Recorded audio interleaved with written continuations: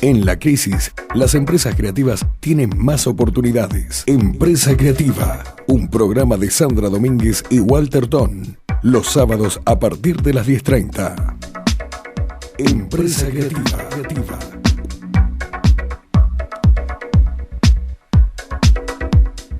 Soy Sandra Domínguez y les doy los buenos días y la bienvenida a este programa de Red 101 Empresa Creativa que hago junto a Walter Tom. Walter, ¿cómo estás? Muy buenos días. ¿Qué tal? ¿Cómo te va, Sandra? Bueno, andás? muy bien, una semana movidita. Hicimos algunos anuncios ya el sábado pasado de una actividad que se desarrolló este 2 de noviembre y que tuvo que ver con el foro FENSUS en Mendoza. Pero vos estuviste ahí, contame un poquito. Sí, fue una actividad bastante interesante donde pudimos hablar de la banca ética. FENSUS, ¿qué hizo? Reflexionar sobre aspectos de finanzas, economía y negocios, pero desde una visión más sostenible y consciente. Y había algunas figuras invitadas bastante importantes, como Joan Melé, que es un español que está trabajando en todo el tema de la banca ética en Europa. Y realmente es interesante escucharlo, así que intenté hacer de movilero. Bien. Creo que estoy buscando una nueva actividad y un nuevo trabajo. Bueno, escuchemos entonces a ver qué tal te salió esa nota. Ahí vamos a escuchar a Joan Melé. Bueno, para Empresa Creativa, que realmente es un programa donde estamos intentando defender a las pymes y a los emprendedores que intentan empezar en estas tareas tan difíciles. Y en este foro tan interesante, donde he escuchado a Joan Melé hablar sobre el tema de la banca ética, tema que nos haría tanta falta dentro de este mundo capitalista que estamos viviendo y dentro de este mundo bancario, poder hacerle alguna pregunta muy breve sobre lo que es banca ética. Joan, gracias por compartir con nosotros y por aceptar esto. Ha sido un placer para mí hablar, sobre todo para gente empresaria, emprendedora, porque yo creo que son los que pueden cambiar el mundo, la gente que sabe estar en la realidad. Pero también me gusta decirles que está bien emprender, crear empresas, pero no puede ser de cualquier manera. No pueden crear una empresa pensando solo en el beneficio, sin tener en cuenta cómo lo van a hacer, cómo se van a relacionar con las personas, cómo se van a relacionar con el propio planeta, con el medio ambiente. Hay que tener una responsabilidad desde el primer momento. Entonces, el ejemplo de la banca ética es fundamental. Es un modelo, el nuestro, Triodos Bank, un banco que nació en Europa, en Holanda, en el año 1971, y los que lo fundaron con un propósito que era contribuir a que el mundo esté mejor, ayudar a cambiar la calidad de vida de las personas, mejorarla, la del planeta, pero desde el sistema financiero. Hay gente que ayuda desde un hospital, desde una escuela, y dijeron, ¿por qué no desde un banco? Y crearon un banco no con el objetivo de ganar el máximo dinero posible, sino todo lo contrario, es decir, hacer circular el dinero financiando economía real responsable para ayudar a construir un mundo mejor. Lo hicieron con este propósito y con un criterio de transparencia.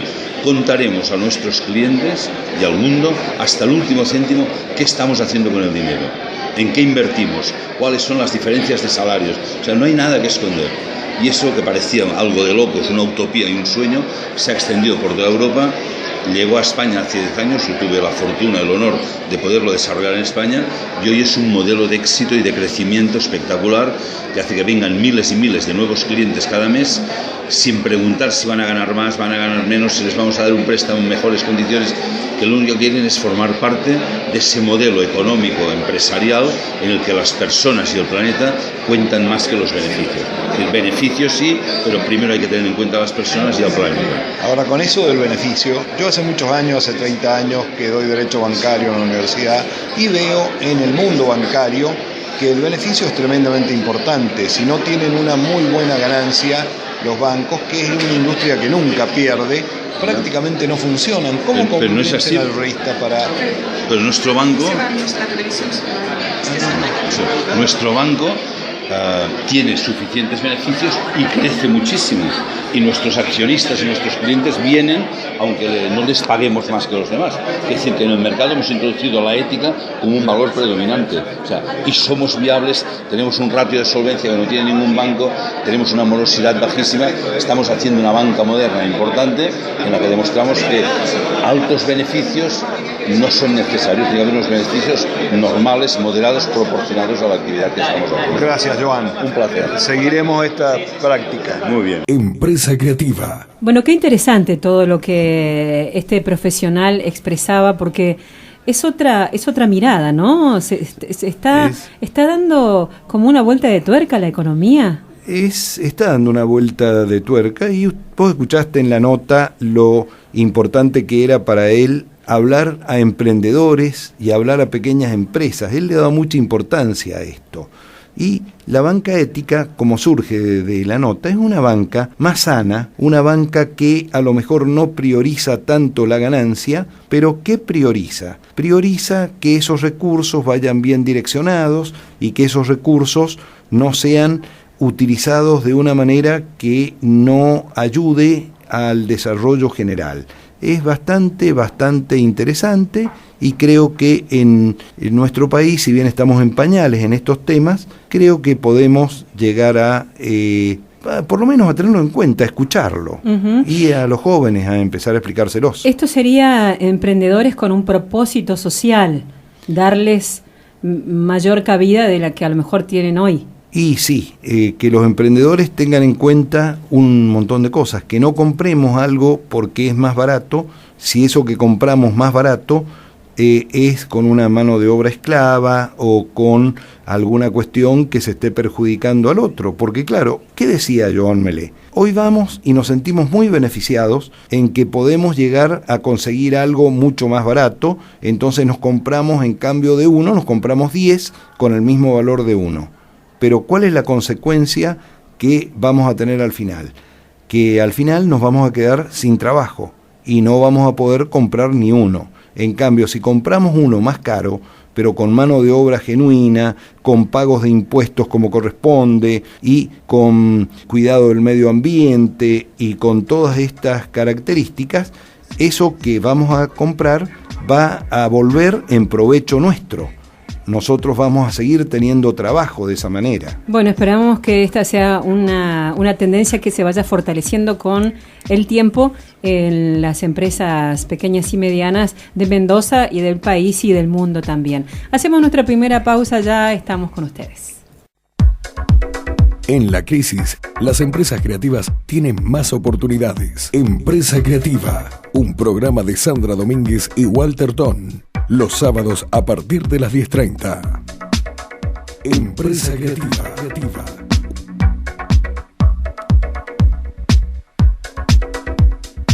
Soy Sandra Domínguez y les doy los buenos días y la bienvenida a este programa de Red 101 Empresa Creativa que hago junto a Walter Tom. Walter, ¿cómo estás? Muy buenos días. ¿Qué tal? ¿Cómo te va, Sandra? Bueno, andás? muy bien, una semana movidita. Hicimos algunos anuncios ya el sábado pasado de una actividad que se desarrolló este 2 de noviembre y que tuvo que ver con el foro FENSUS en Mendoza. Pero vos estuviste ahí, contame un poquito. Sí, fue una actividad bastante interesante donde pudimos hablar de la banca ética. FENSUS, ¿qué hizo? Reflexionar sobre aspectos de finanzas, economía y negocios, pero desde una visión más sostenible y consciente. Y había algunas figuras invitadas bastante importantes, como Joan Melé, que es un español que está trabajando en todo el tema de la banca ética en Europa. Y realmente es interesante escucharlo, así que intenté hacer de movilero.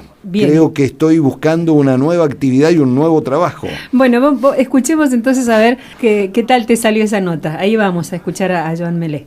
Bueno, para Empresa Creativa, que realmente es un programa donde estamos intentando defender a las pymes y a los emprendedores que intentan empezar en estas tareas tan difíciles.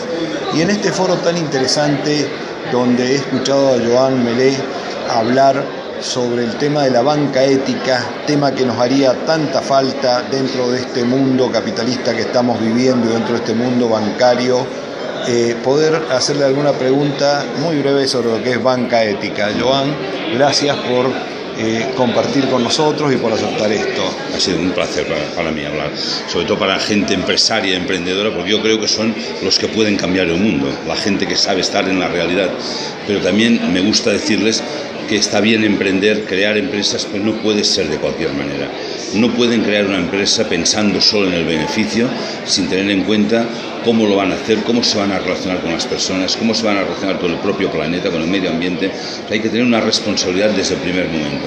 Entonces, el ejemplo de la banca ética es fundamental. Es un modelo, el nuestro, Triodos Bank, un banco que nació en Europa, en Holanda, en el año 1971, y los que lo fundaron con un propósito que era contribuir a que el mundo esté mejor, ayudar a cambiar la calidad de vida de las personas, mejorarla, la del planeta, pero desde el sistema financiero. Hay gente que ayuda desde un hospital, desde una escuela, y dijeron, ¿por qué no desde un banco? Y crearon un banco no con el objetivo de ganar el máximo dinero posible, sino todo lo contrario, es decir, hacer circular el dinero financiando economía real responsable para ayudar a construir un mundo mejor. Lo hicieron con este propósito y con un criterio de transparencia. Contaremos a nuestros clientes y al mundo hasta el último céntimo qué estamos haciendo con el dinero, en qué invertimos, cuáles son las diferencias de salarios. O sea, no hay nada que esconder. Y eso, que parecía algo de locos, una utopía y un sueño, se ha extendido por toda Europa. Llegó a España hace 10 años, yo tuve la fortuna, el honor de poderlo desarrollar en España, y hoy es un modelo de éxito y de crecimiento espectacular que hace que vengan miles y miles de nuevos clientes cada mes, sin preguntar si van a ganar más, van a ganar menos, si les vamos a dar un préstamo en mejores condiciones, que lo único que quieren es formar parte de ese modelo económico empresarial en el que las personas y el planeta cuentan más que los beneficios. El beneficio sí, pero primero hay que tener en cuenta a las personas y al planeta. Ahora, con eso del beneficio, yo hace muchos años, hace 30 años que doy derecho bancario en la universidad y veo en el mundo bancario que el beneficio es tremendamente importante. Si no tienen una muy buena ganancia, los bancos, que es una industria que nunca pierde, prácticamente no funcionan. ¿Cómo convencen al reista para...? Pero nuestro banco... Nuestro banco tiene suficientes beneficios y crece muchísimo. Y nuestros accionistas y nuestros clientes vienen, aunque no les paguemos más que los demás. Es decir, que en el mercado hemos introducido la ética como un valor predominante. O sea, y somos viables, tenemos un ratio de solvencia que no tiene ningún banco, tenemos una morosidad bajísima, estamos haciendo una banca moderna importante en la que demostramos que altos beneficios no son necesarios, tiene que haber unos beneficios normales, moderados, proporcionados a la actividad que estamos haciendo. Gracias, Joan. Un placer. Seguiremos esta práctica. Muy bien. Empresa creativa. Bueno, qué interesante todo lo que este profesional expresaba, porque es otra mirada, ¿no? Está dando como una vuelta de tuerca a la economía. Está dando una vuelta de tuerca, y vos escuchaste en la nota lo importante que era para él hablar a emprendedores y hablar a pequeñas empresas. Él le da mucha importancia a esto. Y la banca ética, como surge de la nota, es una banca más sana, una banca que a lo mejor no prioriza tanto la ganancia, pero ¿qué prioriza? Prioriza que esos recursos vayan bien direccionados y que esos recursos no sean utilizados de una manera que no ayude al desarrollo general. Es bastante interesante, y creo que en nuestro país, si bien estamos en pañales en estos temas, creo que podemos llegar a, por lo menos a tenerlo en cuenta, a escucharlo, y a los jóvenes a empezar a explicárselos. Esto sería emprendedores con un propósito social, darles mayor cabida de la que a lo mejor tienen hoy. Y sí, que los emprendedores tengan en cuenta un montón de cosas, que no compremos algo porque es más barato, si eso que compramos más barato es con una mano de obra esclava o con alguna cuestión que se esté perjudicando al otro. Porque claro, ¿qué decía Joan Melé? Hoy vamos y nos sentimos muy beneficiados en que podemos llegar a conseguir algo mucho más barato, entonces nos compramos, en cambio de uno, nos compramos 10 con el mismo valor de uno. Pero ¿cuál es la consecuencia que vamos a tener al final? Que al final nos vamos a quedar sin trabajo y no vamos a poder comprar ni uno. En cambio, si compramos uno más caro, pero con mano de obra genuina, con pagos de impuestos como corresponde y con cuidado del medio ambiente y con todas estas características, eso que vamos a comprar va a volver en provecho nuestro. nosotros vamos a seguir teniendo trabajo de esa manera. Bueno, esperamos que esta sea una tendencia que se vaya fortaleciendo con el tiempo en las empresas pequeñas y medianas de Mendoza y del país y del mundo también. Hacemos nuestra primera pausa, ya estamos con ustedes. Más allá de cualquier diagnóstico, las empresas que rompen paradigmas son las que se sostienen en la crisis. Empresa Creativa, el programa de Red 101 que lleva soluciones prácticas y aplicables. Sandra Domínguez y el Dr. Walter Ton, los sábados a partir de las 10:30 por Red 101.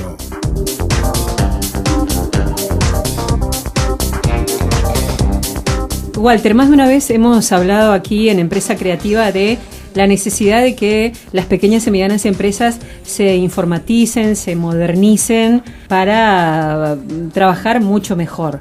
Y precisamente estoy en contacto ahora, le doy la bienvenida, los muy buenos días, al ingeniero en sistemas de información, Mariano González.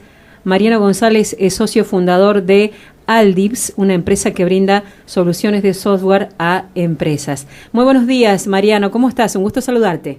Buenos días, un gusto. Mariano, contanos cuál es la diferencia, si es que existe, entre un sistema de información y un sistema informático. Bueno, primero hay que tener en cuenta que la información es un recurso vital para la empresa hoy, el cual es producido por sistemas de información.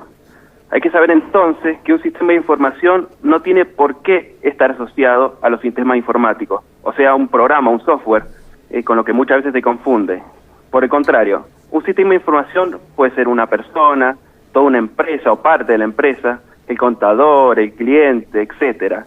El sistema de información incluye entonces planificación, recursos humanos, materiales, los objetivos de la empresa, que pueden ser a corto, mediano, largo plazo, no importa.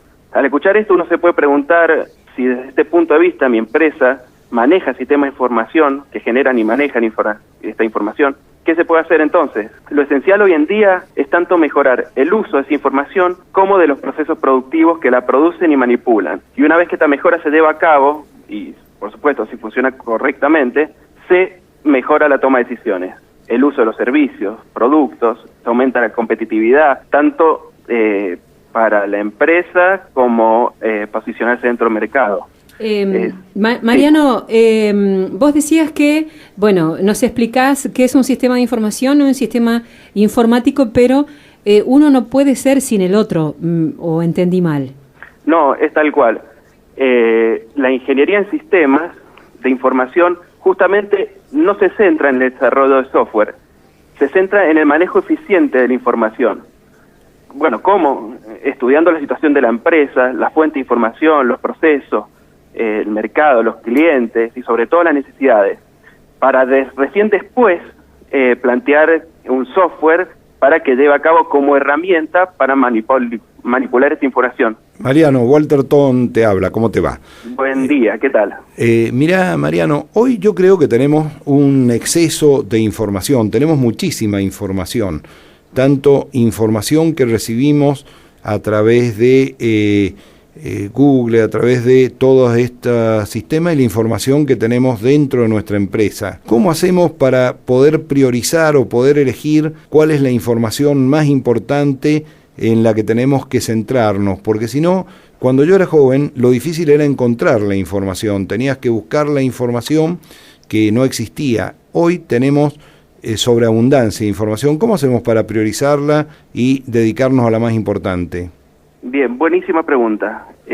La empresa en general responde a la regla 80-20, donde el 20% de los procesos tiene el 80% de la importancia dentro de la empresa. O sea que hay procesos que para el empresario es fundamental. Entonces, eso tiene que ser claro para el usuario. Nosotros, como ingenieros del sistema, tenemos que contar con algún personal interno de la empresa dispuesta a colaborar en la captura de estos requisitos necesarios para mejorar la empresa o encontrar nuevas necesidades que no se habían visto hasta el momento.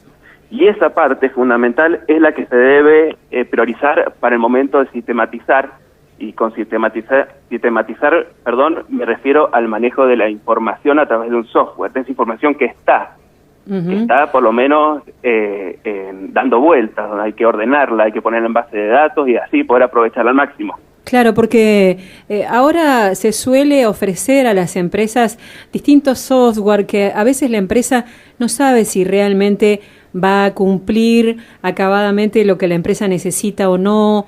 Es como que se ha hecho un mercadeo bastante ligero de lo que son los sistemas de software para empresas. La empresa entonces tiene que tener en cuenta estas cosas, que hay cosas que le van a ser necesarias, hablando de sistematizar la información, y otras que no. Exactamente, Sandra. Y justamente este es el problema. Hoy en día hay muchos desarrolladores de software que lo que priorizan es realizar el sistema, desarrollar un producto de software. Y no es lo que garantiza el éxito de esto. Lo importante es encontrar la información que hace falta computarizar. Es la información lo fundamental. Después el software se desarrolla de una o de otra manera, pero la dificultad y la clave para que el sistema tenga éxito es encontrar las necesidades según la información del sistema que pueda manejar. ¿Podríamos resumir entonces, Mariano, que cada empresa puede tener un software a medida? Sí, hay varios sistemas dando vueltas. De hecho, hay muchas empresas que no necesitan en realidad uno bien a medida. Por ejemplo, un supermercado. Hay muchos sistemas de lector de códigos de barra, hay muchas formas. Pero por ahí hay necesidades especiales. Por ejemplo, una empresa de camiones que necesita manejar la posición de los camiones por tal y cual razón. Y ahí sí hay una necesidad muy puntual donde se puede integrar un sistema de información. Muy bien, Mariano, ha sido muy amable. Si a alguien de nuestra audiencia, alguno de los empresarios que nos está escuchando, quiere contactarse con ustedes, ¿de qué modo lo hace? Bueno, para contactarse con nosotros nos pueden mandar un correo a info@aldiv.com o mandar un mensaje de la misma página web de la empresa, que es www.aldiv.com, y si no, por celular al 0261-595-2174. Muy bien, muchísimas gracias, Mariano. Muchísimas gracias a ustedes. Un excelente fin de semana. Bueno, igualmente. Hablábamos con Mariano González, ingeniero en sistemas, y interesante esto que planteaba, ¿no, Walter? Que a veces uno como empresario quiere tener todos los software y estar al día con todo, pero a veces no todo es necesario para nuestra empresa. No, y cuando tenemos demasiada información, nos mareamos con la información. Lo importante es sistematizar de la manera que nos sirva la información, poder llegar al núcleo, a lo esencial de la información, porque si no, no tenemos posibilidad de ni leer la información que tenemos. Entonces nos perdemos en detalles y nos olvidamos de las cosas esenciales que son las que tenemos que ver. Hacemos otra pausa. Te acercamos herramientas prácticas para mejorar el clima laboral de tu empresa. Te proponemos la creatividad como salida. Empresa Creativa, un programa de Red 101 que piensa en empresas de Mendoza. Sandra Domínguez y Walter Ton, los sábados.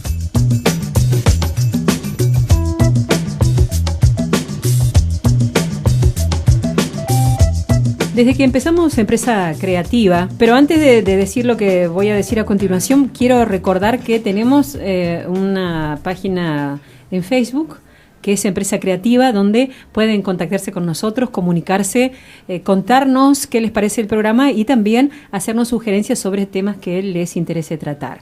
Y lo que les quería decir era que cuando comenzamos Empresa Creativa con Walter Tom, que es abogado muy reconocido y muy querido aquí en Mendoza y mucho más allá de Mendoza porque es un gran viajero, nos propusimos ir contándoles los cambios que había tenido el Código Civil y Comercial, que en algunos temas puntuales obviamente fue muy interesante porque hubieron novedades. Pero hay un tema que a mí me interesa particularmente y tiene que ver con la vivienda. ¿Hubo cambios acá? ¿Hay algo que se pueda destacar? Mira, hay un cambio importante. Nosotros tenemos desde hace mucho tiempo una ley de protección de la vivienda familiar, el bien de familia, ¿no es cierto? Quien más, quien menos, todos siempre aconsejábamos a las personas que estaban en algún emprendimiento, que estaban corriendo algún riesgo, que inscribieran su casa como bien de familia para que esa casa no sufriera los avatares del negocio, que no quedara comprometido con la empresa. Este código tiene un capítulo dedicado a la vivienda y a la protección de la vivienda familiar, donde ha contemplado también la vivienda rural mientras esté dentro de un emprendimiento pequeño, ¿no es cierto?, que no sea una propiedad muy grande, que tenga alguna razonabilidad. También ha permitido que se pueda proteger el total de la vivienda o se pueda proteger hasta un monto determinado de esa vivienda, lo que es interesante para poder llegar a reponer esa vivienda a lo mejor con algo menor, pero que sirva para la familia. Esta protección de la vivienda, ¿para qué sirve? Sirve para que en caso de tener deudas, esa vivienda no sea embargada por esos acreedores. ¿Desde cuándo? Desde que se inscribe la protección de la vivienda en un registro. ¿Para qué? Para no engañar a los acreedores. Que los acreedores sepan que esa vivienda está protegida y que no es garantía para ese crédito que está otorgando. Entonces, para todo crédito posterior a la inscripción de esa vivienda en la protección familiar, todo crédito posterior no va a poder ejecutar esa vivienda. Los créditos anteriores a la inscripción sí, pero no protege contra todos los créditos. Por ejemplo, los créditos surgidos de la misma vivienda, los impuestos directos que tiene la vivienda, los impuestos inmobiliarios. En este código también las expensas han sido excluidas de esta protección, o sea que la deuda de expensas puede ser ejecutada de esa vivienda, y es interesante que también las deudas alimentarias no puede usarse la protección de la vivienda por las deudas alimentarias. Ahora, si yo entonces saco un préstamo y para resguardar mi vivienda tengo que ir a registrarla. Si sacaste el préstamo antes, eso no te sirve.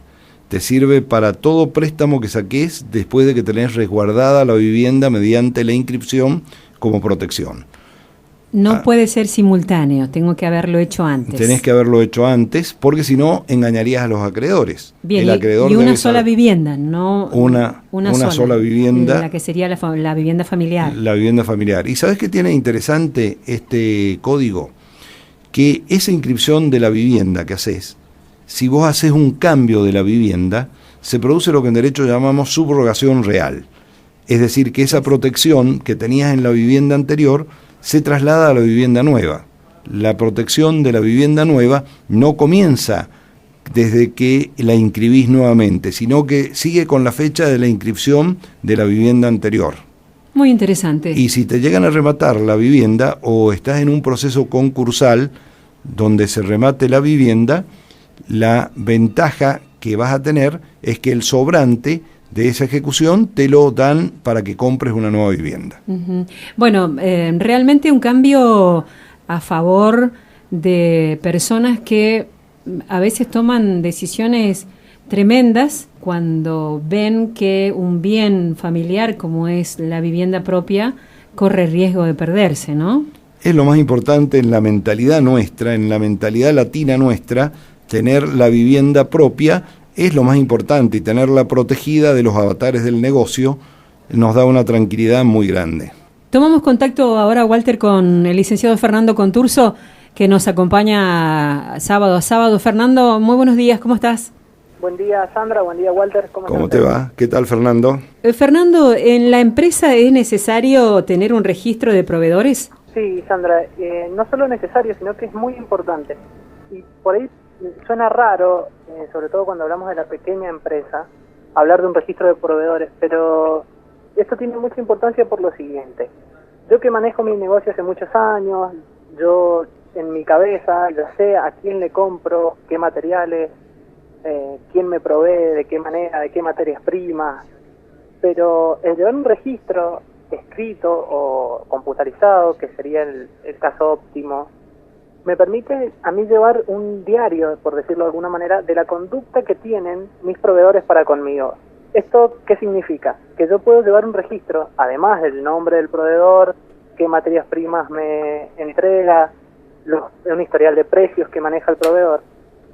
Puedo saber qué tiempo de respuesta tiene, qué tiempos de pago requiere el proveedor, si yo requiero materias primas de manera urgente, por ejemplo.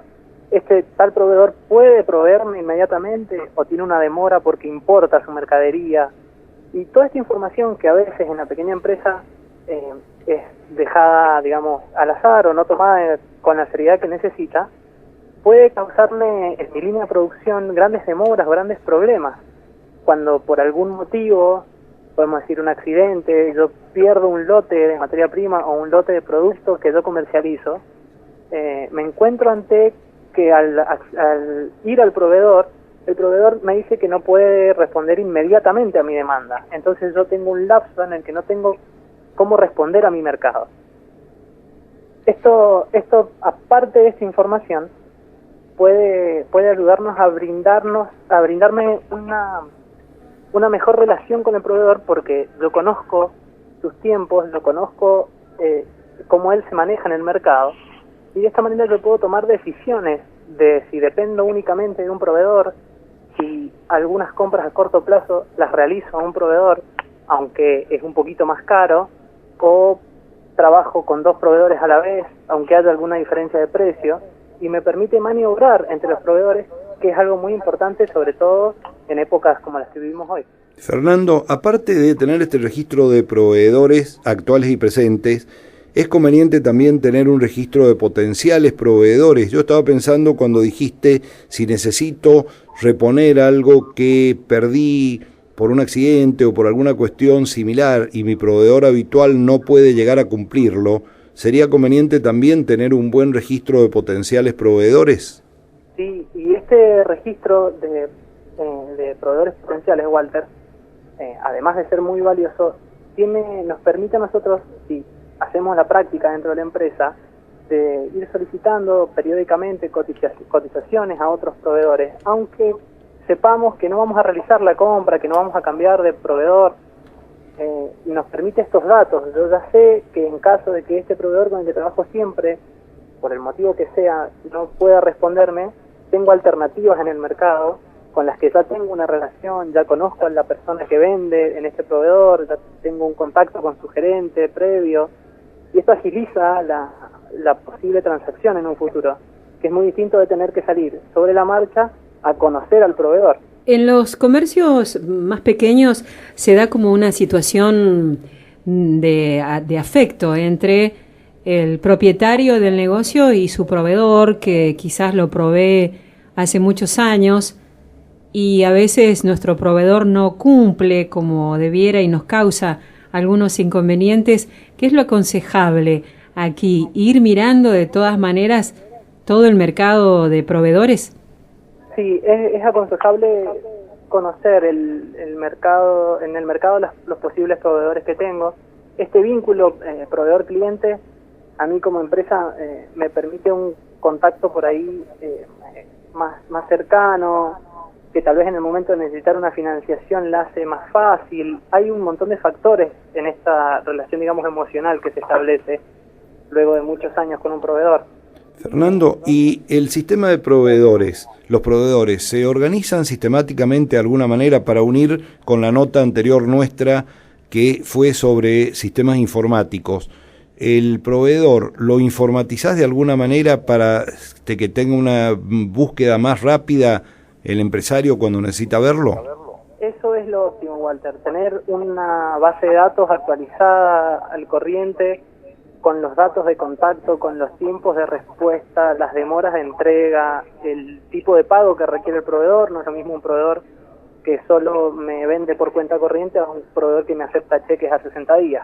Entonces, esto es material estratégico para la dirección de un negocio. Muchísimas gracias, Fernando. Nos reencontramos el próximo sábado. Charlábamos con el licenciado Fernando Conturso sobre este tema también muy interesante que tiene que ver con la necesidad de que las empresas tengan su registro de proveedores. Empresa Creativa, un programa de Sandra Domínguez y Walter Ton.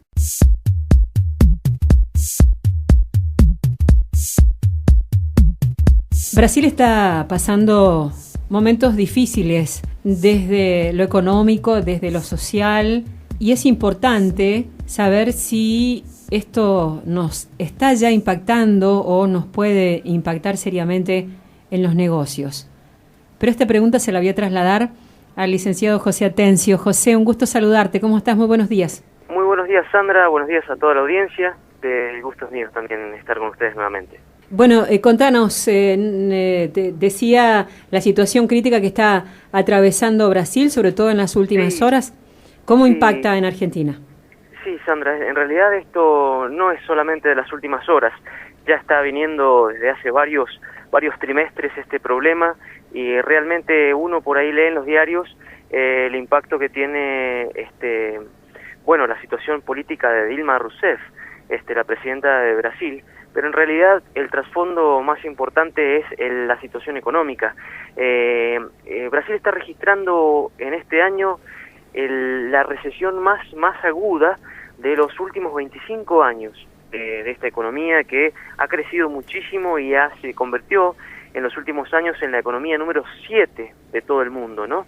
Pero lamentablemente la performance no ha sido la más adecuada, la óptima para el caso de Brasil, y realmente la industria ha estado cayendo. Por ejemplo, en septiembre cayó por cuarta vez consecutiva y en el año ya acumula una caída del 7% en forma interanual. Algunos estiman que Brasil va a terminar el año decreciendo, es decir, con una recesión del 3%, una caída en su Producto Bruto del 3%, lo cual es bastante importante, y la gente se está poniendo nerviosa porque la inflación es aproximadamente un 6%. Para nosotros parece poco, ¿no?